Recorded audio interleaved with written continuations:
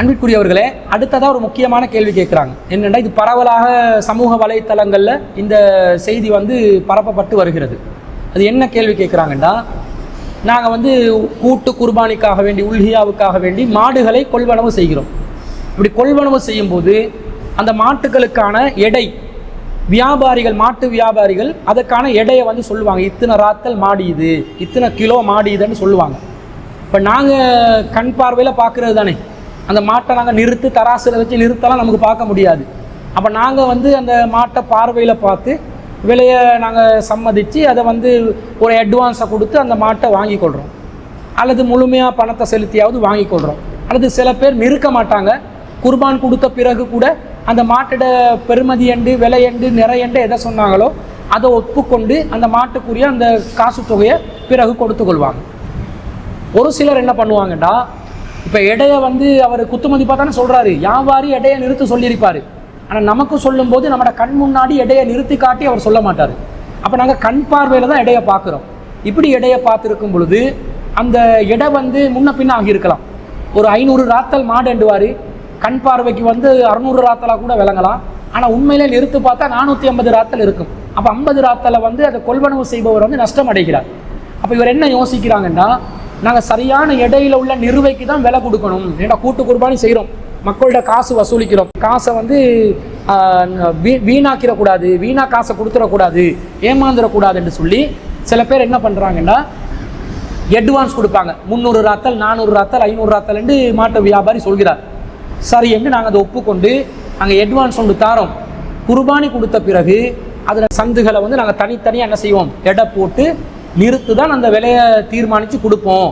இது ஓகேன்னு சொல்லி கேட்டு அவரும் சம்மதிச்சு, ஆமாம் நீங்கள் தாராளமாக எடை போட்டு எடுக்கலாம் என்று சொன்ன பிறகு குர்பானியை கொடுத்துட்டு மாட்டை எடை போட்டு அந்த எடையை தீர்மானிச்சு உறுதியாக தீர்மானிக்கப்பட்ட பிறகு காசை பேலன்ஸ் காசை கொடுக்குறாங்க. முன்கூட்டியே அட்வான்ஸ் கொடுக்குறாங்க, பிறகு மாட்டை கொள்வனவு செய்கிறாங்க, அந்த குர்பானியை கொடுக்குறாங்க, எடையெல்லாம் பிறகு குர்பானிக்கு பிறகு எடையை நிறுத்திட்டு சரியான துல்லியமான எடைக்குரிய காசை கடைசியாக கொடுக்குறாங்க. இப்படி செய்யும்போது ஒரு சிலர் என்ன சொல்கிறாங்கன்னா, இவர் மாட்டை முழுசாக கொள்வனவு செய்யவில்லை, அட்வான்ஸ் தான் கொடுத்தாரு, பாதி காசு தான் கொடுத்துருக்கிறார், முழுமையாக மாட்டை கொள்வனவு செய்யவில்லை. அப்போ முழுமையாக மாட்டை கொள்வனவு செய்யாமல், முழுமையாக மாட்டை உரிமையாக்கி கொள்ளாமல் உல்ஹியா கொடுப்பது ஹராம், அது சுத்தமான ஒரு நிலையில் கொடுக்கப்படும் உல்ஹியா வல்ல என்று ஒரு சிலர் ஃபத்வாக்கள் வழங்கியிருக்கிறார்கள். மாடுகளை கொள்வனவு செய்கிற பொழுது நமது சமுதாயத்தில் இருக்கக்கூடிய ஒரு தவறான நடைமுறையையும் சுட்டிக்காட்டுவது பொருத்தம் என்று நினைக்கிறேன். கண்ணியத்துக்குரிய சகோதரர்களே, உலகியா கொடுக்கக்கூடிய எங்களில் பெரும்பான்மையானவர்களிடத்தில் இருக்கக்கூடிய ஒரு வழக்கம் என்ன அப்படின்னு கேட்டால், மாடு விற்கக்கூடிய வியாபாரிகளிடத்தில் இருந்து மாட்டை கொள்வனவு செய்து உலுஹியாவுக்காக ஒரு மாட்டை கொண்டு வீட்டில் உலுஹியா கொடுக்கிறோம். உலுஹியா கொடுத்து அந்த மாட்டை தோலெல்லாம் உரிந்ததன் பின்னாடி 4 கால்களையும் கொழுவி நிறுத்து, அதே மாதிரி அதனுடைய ஈரலையும் நிறுத்து, அதனுடைய இடைக்கு ஏற்ற மாதிரி உலுஹியாவுடைய இபாதத்தை எல்லாம் நாங்கள் நிறைவேற்றியதன் பின்னாடி மாட்டுக்காரர்களுக்கு காசு கொடுக்கிற ஒரு வழக்கம் எங்களுடைய சமுதாயத்தில் இருக்கிறது. இத்தனை கிலோ தான் இருந்தது, எனவே 1 கிலோவுக்கு இந்த பிரகாரம் உங்களுக்கு இவ்வளவு காசு என்று நாங்கள் கொடுக்கிறோம். இது உலுஹியாவுடைய அம்சத்தில் கூடுமா என்று கேட்டால் கூடவே கூடாது. ஏன் கூடாது? நீங்கள் உலுஹியா கொடுக்கிற பிராணி, உலுஹியா கொடுக்கிற சந்தர்ப்பத்தில் உங்களுக்கு முழுமையாக சொந்தமானதனாக இருக்க வேண்டும். இது சரியா என்றதுதான் சிலர் கேட்கக்கூடிய கேள்வி. இது குர்பானியுடைய காலம் என்றதனால, ஹஜ்ஜுடைய காலம் என்பதனால, இதற்கு பதிலளித்தால் பயனளிக்கும் என்றதனால இதுக்கு பதிலளிக்கிறோம். அன்பிற்குரியவர்களே, ஒரு விஷயத்தை நாங்கள் விளங்கிக் கொள்ளணும். இப்படி ஒருத்தர் மாட்டுக்கான ஒரு அட்வான்ஸை கொடுத்து பிறகு குர்பானியை நிறைவேற்றிய பிறகு அதுக்கான சரியான துல்லியமான எடைக்கான காசை கொடுத்தால், இவர் ஆரம்பத்தில் அட்வான்ஸ் கொடுத்ததுனால, ஒரு சிறிய தொகை கொடுத்ததுனால, அல்லது ஒரு தொகையை கொடுக்காம மாட்டை அறுத்த பிறகுதான் இவர் காசை கொடுக்கறதுனால முன்கூட்டியே இவர் அந்த மாட்டை வாங்கி கொள்ளவில்லை, தனக்கு சொந்தமாக்கி கொள்ளவில்லை. எனவே இந்த உல்ஹியா கூடாது என்று சொல்வது மார்க்க ரீதியாக சரியான கருத்தாண்டு கேட்டால், இது முற்றிலும் முழுதான தவறான வியாபாரம் சம்பந்தமாக தெளிவில்லாத ஒரு மார்க்கத்துக்கு முரணான கருத்து என்பதில் எல்முனை அளவும் சந்தேகம் இல்லை. ஏன் அப்படி சொல்கிறோம் என்று கேட்டால், நாங்கள் ஒரு வியாபாரத்தை பற்றி முதல்ல புரிஞ்சுக்கொள்ளணும். வியாபாரம் என்றால் என்ன? பொதுவாக அல்லாஹ் தஆலா திருக்குர்ஆனில் வியாபாரம் சம்பந்தமாக சொல்லும்போது 4வது அத்தியாயத்தில் 29வது வசனத்தில் அல்லாஹ் சொல்கிறான், யா ஐயுவல்லதீன ஆமனு, நம்பிக்கை கொண்டவர்களே, லா தஅகுலு அம்வாலக்கும் பைனக்கும் பில் பாத்திலி, உங்களுக்கு மத்தியிலே பாத்திலான முறையில் நீங்கள் உங்களுடைய செல்வங்களை உண்ணாதீர்கள். இல்லா அன் தகூன திஜாரத்தன் அன் தராலின் மின்கும், உங்களுக்கு மத்தியிலே திருப்திகரமாக நடக்கக்கூடிய வியாபாரத்தை தவிர. வியாபாரத்தில் என்ன செய்யலாம்? நீங்கள் ஒரு பொருளை விற்கிறீங்க, காசை பெற்றுக்கொள்றீங்க. இந்த வியாபாரத்தின் மூலமாக பிறருடைய பொருளாதாரத்தை நீங்கள் சாப்பிடலாமான்னு கேட்டால் சாப்பிடலாம். காரணம், நீங்கள் ஒரு பொருளை கொடுத்துருக்கிறீங்க, அவர்கிட்ட இருந்து செல்வத்தை எடுக்கிறீங்க. இந்த மாதிரி வியாபாரத்திலே தவிர மற்றபடி பாத்திலாக நீங்கள் என்ன செஞ்சிடாதீங்க, அபகரிச்சிடாதீங்க. எதையுமே கொடுக்காம ஒருத்தட்ட பொருளை எடுத்துடாதீங்க என்று அல்லாஹ் சொல்கிறான். இங்க அல்லாஹ் தஆலா சொன்ன வாசகம் என்னன்னு சொன்னா, அன் தகூன திஜாரத்தன், உங்களுக்கு மத்தியிலே ஏற்படக்கூடிய வியாபாரம், அன் தராலின் மின்கும், உங்களுக்கு மத்தியிலே திருப்தியாக இருந்தால், நீங்கள் இருவரும் பொருந்தி கொண்டால், விற்பவரும் வாங்குபவரும் பொருந்தி கொண்டால் அது திஜாரா என்றான் அல்லாஹ், வியாபாரம் என்றான். இப்போ நாங்கள் மாட்டுக்கு ஒரு அட்வான்ஸை கொடுக்குறோம். என்ன அட்வான்ஸை கொடுக்குறோம்? இந்த மாட்டை நான் வந்து நீங்கள் இத்தனை ராத்தலைன்னு சொல்கிறீங்க, 500 ராத்தலைன்னு சொல்கிறீங்க, அதனுடைய உண்மையான எடையை நான் பார்க்க வேண்டும். எப்போ பார்ப்பேன் தெரியுமா? இப்போ எனக்கு பார்க்க முடியாது. குர்பானி கொடுத்துட்டு அந்த மாட்டினுடைய சந்துகளை மொத்தமாக நான் நிறுத்து பார்த்துட்டு இதனுடைய எடை எதுன்றதை துல்லியமாக விளங்கிய பிறகு பேலன்ஸ் காசை உங்களுக்கு நான் காசை தந்துடுவேன் என்று சொல்வது ஒரு கொள்வனவு செய்யக்கூடிய ஒருத்தருடைய ஒரு ஒப்பந்தம், ஒரு நிபந்தனை. அதை அடுத்த தரப்புல இருந்து வியாபாரி, விற்பவர் என்ன செய்கிறாருண்டா பொருந்தி கொள்கிறார். சரிப்பா, நீங்க என்ன பண்ணுங்க, மாட்டுக்கு அட்வான்ஸை தந்துருங்க, நான் இவ்வளவு தான் எடையன்னு சொல்றேன், நீங்களா நிறுத்து பார்த்து எங்கட முன்னாடி கண் முன்னாடி நிறுத்தி எடுத்து நீங்க என்ன செய்யுங்க, பேலன்ஸை தந்துருங்க, பிரச்சனை இல்லை, வியாபாரத்தை நான் கம்ப்ளீட் பண்றேன் என்று சொல்லி அது அவர் பொருந்தி கொண்டால், கொள்வனவு செய்பவரும் விற்பவரும் வாங்குபவரும் பொருந்தி கொண்டுட்டாங்க. இப்போ அந்த வியாபாரம் ஒப்பந்தம் நடந்துருச்சுன்னு அர்த்தம். இதுதான் அல்லாஹ் சொல்றது. வியாபாரத்துக்குரிய கண்டிஷன் என்று சொன்னா, அன் தராலின் மின்கும், உங்களுக்கு மத்தியிலே பொருத்தம் இருக்கணும். இந்த பொருத்தம் வந்துருச்சு, வந்தாலே வியாபாரம் நடந்துருச்சுன்னு அர்த்தம். நான் அடுத்த வீட்டுக்காரண்ட மாட்டை எடுத்து உள்கியா கொடுக்கல, ஏன் மாட்டை தான் உள்கியா கொடுக்குறேன், காசை பிறகு நான் கொடுப்பேன். அதை அவர் பொருந்தி கொள்கிறார். யாருக்கு அந்த பொருளுக்கு சொந்தக்காரரோ, யாரு மாட்டுக்கு சொந்தக்காரோ, நீங்க அப்புறம் காசு தாங்கண்டா, இந்த மூணாவது நபர்கள் எதுக்கு இதுக்கு பத்துவாக்காக வேண்டி அலையணும்? எதுக்கு? உங்களுக்கு என்ன பிரச்சனை இருக்குது, உங்களுக்கு என்ன நோகுது? அவர் மாட்டு வியாபாரி சொல்றாரு, எனக்கு பரவாயில்லை, நான் புறவு காசு எடுத்துக்கொள்றேன், அட்வான்ஸே தர தேவையில்லப்பா, நீங்க தாராளமா நிறுத்திட்டு கடைசியா எனக்கு காசு தாங்கன்றாரு. காசு பரிமாறினால்தான் வியாபாரமா? அதான் இஸ்லாத்துல அடிப்படையா? இதுதான் அடிப்படை என்று சொன்னால் இவர்களுக்கு மார்க்கத்துல அறிவு இல்லைன்னு அர்த்தம். ஏன் தெரியுமா? கடனுக்கு அப்ப வியாபாரம் பண்ண முடியாதா? இஸ்லாத்துல கடன் வியாபாரம் மார்க்கத்துல தடுக்கப்பட்டிருக்குதா? கடன் வியாபாரம் என்றா என்ன? நீங்க நானும் ஒருத்தர் கடன் கொடுக்கல் வாங்கலண்டா வேற விஷயம். கடனுக்கு வியாபாரம் செய்வதனுடைய நிலை என்ன? இப்போ நான் ஒரு கடை வச்சிருக்கிறேன், எனக்கு வந்து காசு பெரிய அளவில் இன்வெஸ்ட்மெண்ட்டுக்கு இல்லை, ஒரு அளவு தான் இருக்குது. நான் என்ன பண்ணுறேன், பெட்டால போய் ஹோல்சேல் பஜாருக்கு போய் ஹோல்சேலாக சில பொருட்களை எடுத்து, அந்த ஓனர் எனக்கு தெரிஞ்சவர், ஹோல்சேல் கடை ஓனர் தெரிஞ்சவர், நான் என் கடையில் போட்டு ரிட்டெயிலாக விற்கிறேன். விற்று காசு வரும்போது உங்ககிட்ட வாங்கின காசை நான் என்ன செய்கிறேன், அடைச்சிடுறேன், எனக்கு கடனுக்கு தாங்க என்று கேட்குறேன். அவர் என்ன சொல்லுவார், சரி நான் ஒரு செக் ஒன்று எழுதி தாங்க, எனக்கு கேரண்டி தாங்க, ஒரு கேரண்டி ஏதாவது ஒன்று செக்யூரிட்டி ஒன்று எடுத்து அவர் எனக்கு தருவார் பொருளை. இன்னும் நான் காசு கொடுக்கல, நான் செக்யூரிட்டி தான் வச்சிருக்கிறேன், காசு கொடுக்கவில்லை. ஆனால் அந்த பொருட்களை எடுத்து நான் வியாபாரம் பண்ணுறேன். இப்படி வியாபாரம் பண்ண முடியாதா? இது ஹலால் தானே மார்க்கத்தில்? இவர்களுடைய வாதம் படி நான் இன்னும் காசு முழுமையாக கட்டவில்லை, சின்ன காசு ஒரு தொகை தான் கொடுத்துள்ளேன், எனவே இந்த சரக்கு எனக்கு சொந்தமாகவில்லை, எனக்கு சொந்தமில்லாத சரக்கை நான் விற்க முடியாது என்று சொன்னால் இது எவ்வளோ மடத்தனமாக இருக்குது. இது மார்க்கத்தினுடைய ஒரு அடிப்படை புரிந்த ஒருவர் சொல்லக்கூடிய ஒரு பதிலாக இருக்குமா?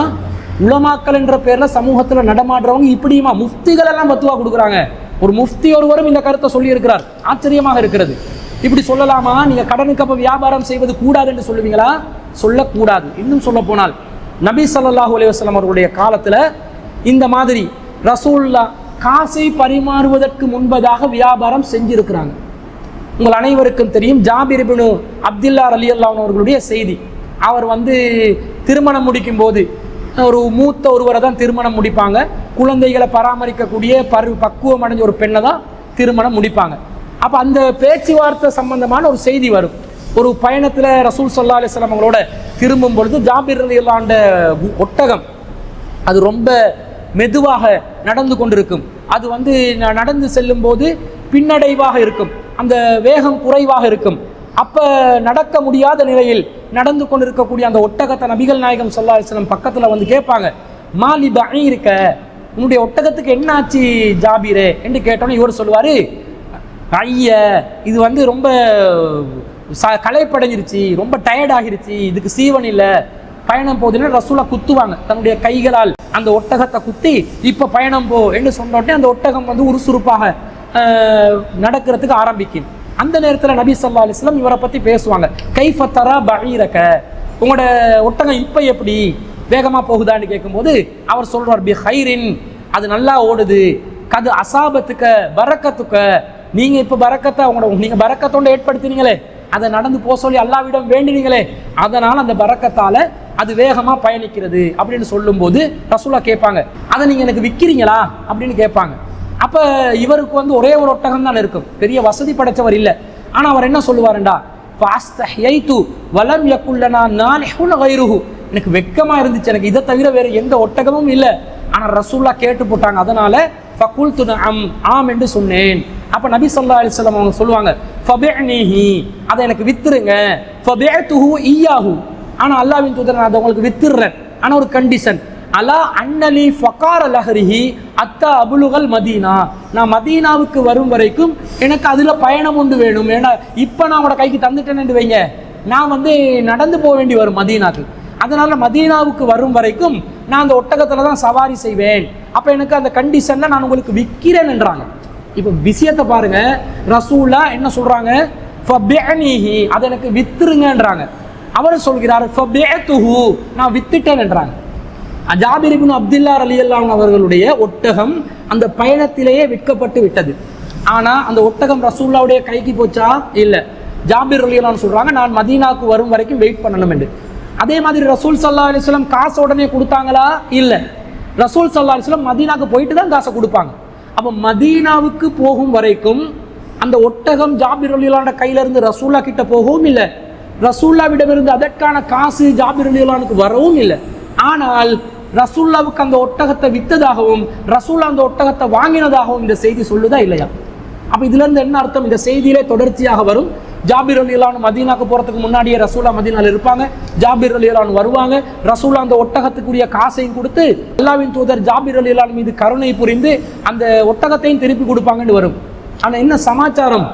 இந்த செய்தியில ஒட்டகம் பரிமாறுவதற்கு முன்பதாக, கைமாற்றப்படுவதற்கு முன்பதாக, காசு பணம் கைமாற்றப்படுவதற்கு முன்பதாக வியாபாரம் நடந்ததா இல்லையா? நடந்துச்சே.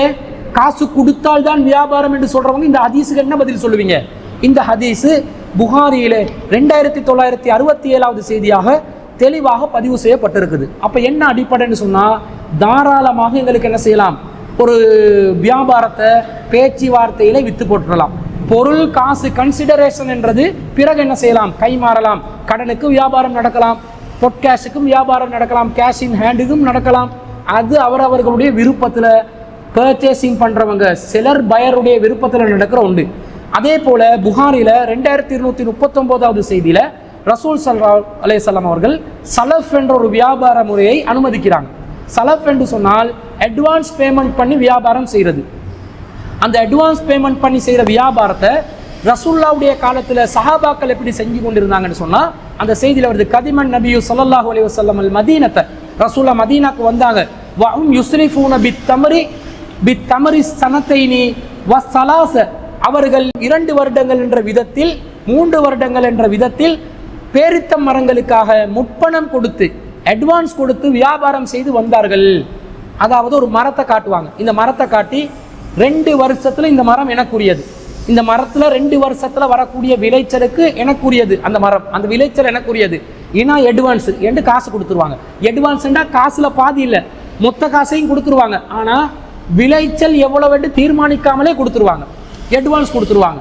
2 வருஷத்துல எனக்கு கிடைக்கிற விளைச்சல், 3 வருடங்கள பேரிச்ச மரத்துல எனக்கு கிடைக்கிற விளைச்சல் என்று கொடுப்பாங்க. இதை நபி ஸல்லல்லாஹு அலைஹி வஸல்லம் என்ன சொல்றாங்கன்னா, மன் அஸ்லஃப ஃபீ ஷைஇன், யாராவது ஒருவர் முன்கூட்டி முற்பணம் செலுத்தி வியாபாரம் செய்வதாக இருந்தால், ஃபஃபி கைலின் மஅலூம், அவர் அறியப்பட்ட எடைக்காக வேண்டி முற்பணம் செலுத்தட்டும். வ வஸ்ரின் மஅலூம், அவர் அறியப்பட்ட நிறுவைக்காக வேண்டி அவர் முற்பணம் செலுத்தட்டும். அதே போன்று இலா அஜலின் மாலூம், அறியப்பட்ட காலக்கெடுவுக்காக வேண்டி முற்பணம் வியாபாரத்தில் ஈடுபடட்டும் என்று நபி ஸல்லல்லாஹு அலைஹி வஸல்லம் அவங்க சொல்ற செய்தி இப்னு அப்பாஸ் ரலியல்லாஹு அன்ஹு அறிவிக்கிறாங்க. அதே போன்று புகாரில 2241வது செய்தியில கதிபன் நபி ஸல்லல்லாஹு அலைஹி வஸல்லம் ரசூலுல்லாஹ் மதீனாக்கு வந்தாங்க. வகால ஃபீ கைலின் மாலூம், அறியப்பட்ட எடைக்கு, வ வஸ்னின் மாலூம், அறியப்பட்ட அளவுக்கு, இலா அஜலின் மாலூம், அறியப்பட்ட ஒரு காலத்துக்கு தான் நீங்க முற்பணம் என்ன செய்யணும், வியாபாரம் செய்யணும். இப்போ மரத்தை காட்டி நீங்க வியாபாரம் செஞ்சா அந்த மரத்துல வர அறுவடை எவ்வளோன்னு தெரியாது. எத்தனை கிலோ பழம் வரும் என்று தெரியாமலே முற்பணம் கொடுக்காதீங்க. எத்தனை கிலோ பழம் என்றதை நீங்க அறிந்தீர்கள் என்று சொன்னா முற்பணம் கொடுத்து செய்வதில் தவறு இல்லை. எடையை அறிந்து கொள்ளுங்கள், அளவை அறிந்து கொள்ளுங்கள், காலக்கெடு எதென்றதை அறிந்து கொள்ளுங்க. இந்த மூன்றும் உங்களுக்கு அறியப்படுமையானால் சலஃபு முறையில் நீங்கள் வியாபாரம் செய்யலாம் என்று ரசூல் ஸல்லல்லாஹு அலைஹி வஸல்லம் அவர்கள் அறிந்திருக்கும் பொழுது எப்படி இது கூடாது, முற்பணம் செலுத்துறது கூடாது என்று எப்படி சொல்வார்கள்? இது மார்க்கம் சம்பந்தமாக ஒரு அறிவுள்ள ஒருவர் சொல்லக்கூடிய உண்டா? இப்னு அப்பாஸ் ரலியல்லாஹு அன்ஹு அவர்கள் ஒரு முறை சொல்கிறார்கள், இந்த முற்பணம் செலுத்தி செய்கிற வியாபாரம் இருக்குதே, பேரிச்சம் மரத்தில் உள்ள கனிகள்ல அதை உண்ணும் பக்குவம் பருவம் அடைகிற நேரத்தில் தான் அதுக்கு எடை போடணும். அதுக்கு முன்பதாக எடை போடும் வியாபாரத்தை ரசூலா தடுத்துட்டாங்க. அதுல கனிவை பார்க்கணும், எந்த அளவுக்கு கனிஞ்சு இருக்குது, சாப்பாட்டுக்குரிய அளவில் கனிந்திருந்தால் அப்போது முற்பணம் செலுத்துங்க என்று நபி ஸல்லல்லாஹு அலைஹி வஸல்லம் சொல்றதாக இப்னு அப்பாஸ் சொல்றாங்க. அப்படி சொல்லும் போது அப்போ ஒருத்தர் கேட்கிறாரு, நீங்க மரத்துல உள்ள கனிகளுக்கு எப்படி அப்பா எடை போடுவீங்க அப்படின்னு கேட்கிறாங்க. இப்ப கனிஞ்ச பிறகு தானே பழத்துக்கு எடை போட சொல்றீங்க. அப்ப மரத்துல தானே கனிகள் இருக்குது, கனிஞ்ச கனிகள் மரத்தில் இருக்கிறது, காய்களாக இல்லாமல் கனிகளாக இருக்கிறது. இந்த நேரத்துல நீங்க அதுக்கு எப்படி எடை போடுவீங்க, மரத்தை எப்படி நெருப்பீங்கன்னு கேட்கிறாங்க. அப்ப அதுக்கு இப்னு அப்பாஸ் ரலியல்லாஹு பக்கத்துல இருக்கிற ஒருத்தர் என்ன சொல்றாருன்னு சொன்னா, அதுக்கு நாங்க எப்படி எடை போடுவோம் என்று சொன்னா, நாங்க நம்முடைய பார்வையில, கண் பார்வையில தான், கண் பார்வையில் நாங்கள் எடை போடுவோம், கண் பார்வையில எடையை போடுவோம் என்றாங்க. அப்ப எடை என்பது 100% துல்லியமாக அறிந்து தெரிந்த பிறகுதான் எடை போடணும் என்றது இல்லை. அது ஒரு குத்து மதிப்பான எடையாக கூட போடலாம் என்று இந்த அபுல் ரஹ்மத்துல்லாஹி அலைஹி அவர்கள் அறிவிக்கக்கூடிய செய்தி புகாரில 2244வது செய்தியாக பதிவு செய்யப்பட்டிருக்கிறதுல இருந்து நாங்க பார்க்கிறோம். அப்ப என்னது, கண் பார்வையிலும் எடையை போடலாம். அது ஒவ்வொருத்தருடைய எக்ஸ்பீரியன்ஸ்ல, இது 400 ராத்தல் மாடா 200 ராத்தல் மாடா, ஒருத்தர் ஒரு மாடை காட்டி 300 ராத்தல் சொன்னாலும் அந்த வியாபாரத்தில் ஈடுபடுறவங்க அவங்க அனுபவத்தில் அவங்க தெரிந்து கொள்வார்கள், இதுல ஒரு 250 தான் இருக்கும் அப்படின்னு விளங்கி கொள்வாங்க. சரி 300 என்றார், இன்னொருத்தர் அவருக்கு விளங்குது 250 தான் இருக்குதுன்னு விளங்குது, வாங்குறவர் ஒப்புக்கொண்டா என்ன பிரச்சனை? அது துல்லியமாக எடை போட்டுத்தான் வாங்கணும் என்றதும் இல்லை. அப்ப எடை போடாமலும் வாங்கலாம், துல்லியமாக எடை போடாத நிலையும் கொள்வனவு செய்யலாம். துல்லியமா எடை போட்டு வாங்கணும் என்ற நிலைப்பாட்டுக்கு ஒருத்தர் வந்தாலும் அட்வான்ஸ் கொடுத்து பிறகு அந்த மீதி பணத்தை தாரேன் என்ற அடிப்படையிலும் உல்ஹியா மாட்டுக்காக வேண்டி, உல்ஹியாவுக்காக மட்டுமல்ல, எந்த நேரத்தில் மாடு ஆடு ஒட்டகம் எந்த வியாபாரம் செய்தாலும் இந்த அடிப்படையில் வியாபாரம் செய்யலாம் என்று இருக்கும் பொழுது முழுமையா காசு கொடுத்தா தான் அந்த மாடு சொந்தமாகும், முழுமையா சொந்தமாக்கினா தான் உல்ஹியா கொடுக்கணும் என்ற கருத்து குர்ஆன் ஹதீஸுக்கு முற்றிலும் முரணான, குர்ஆன் ஹதீஸுக்கு மாற்றமான ஒரு தவறான ஃபத்வா என்பதை நாங்கள் விளங்கிக் கொள்கிறோம். தற்போது அந்த விஷயம் சரியாகத்தான் நடைமுறையில் இருக்குது. சில பேர் அந்த கணிப்புல, கண் கணிப்புலே பார்த்து எடை போடுவாங்க, குத்து மதிப்பாகவே எடையை போட்டுக்கொள்வாங்க. சில பேர் நிறுத்து எடையை போடுவாங்க. பெரும்பாலும் மாட்டு வியாபாரிகள் அந்த மாடுகளை எடுத்து வரும்போது ஒவ்வொன்றா தனித்தனியாக நிறுத்து தான் கொண்டு வருவாங்க. இந்த மாடு இத்தனை எடையுடையதுன்னு எடுத்து வருவாங்க. நம்பிக்கை இல்லை என்று சொன்னா அறுத்த பிறகு எடையை துல்லியமாக அளந்துட்டு காசை கொடுக்கறதுல எந்த தப்பும் இல்லை. அது அவரவருடைய விருப்பத்தில் உள்ள ஒரு விஷயம். ஏமாந்து விடாம ஒருத்தர் செய்யணும் என்று நினைச்சா குர்பானை கொடுத்துட்டு தாராளமாக எடையை போட்டு காசை கொடுக்கலாம் என்பது மார்க்க ரீதியாக நமக்கு அனுமதிக்கப்பட்ட ஒரு செய்தி என்றதை நாங்கள் விலகிக் கொள்றோம். அது கூடாது என்று சொல்வதுதான் கூடாதே தவிர இது மார்க்கத்தில் அனுமதிக்கப்பட்ட ஒரு காரணம்.